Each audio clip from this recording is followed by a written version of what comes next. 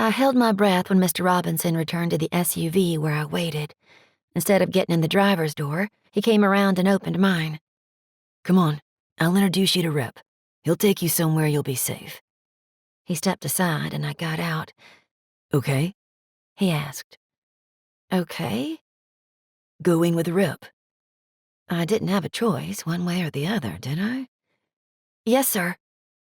After being introduced, I was led to a vehicle that looked exactly like the one Mr. Robinson drove.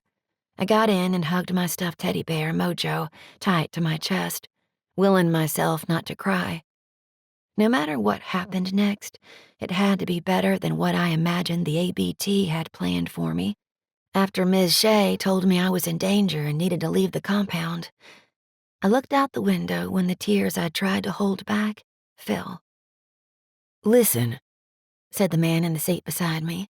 He didn't continue until I wiped my tears and turned toward him. You're safe.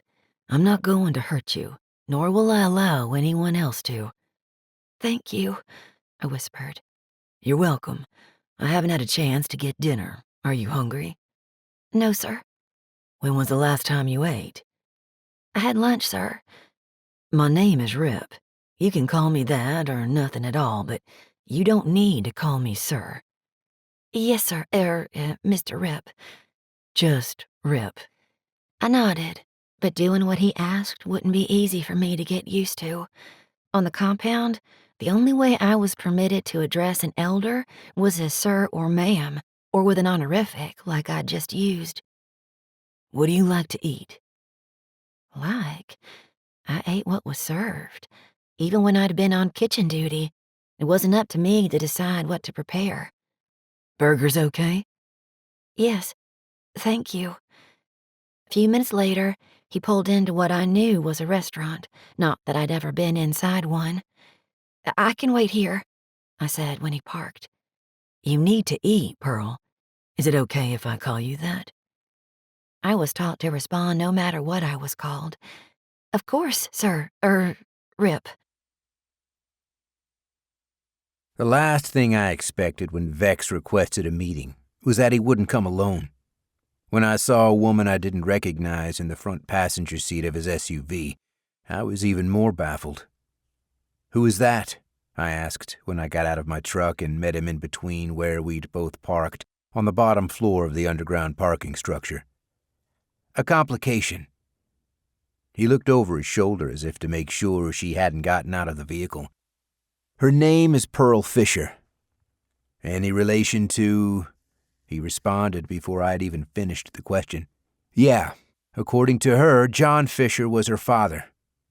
Fisher and his accomplice, both members of the Aryan Brotherhood of Texas, the ABT, had been shot and killed a year ago after kidnapping a woman the people Vex and I worked for were hired to rescue.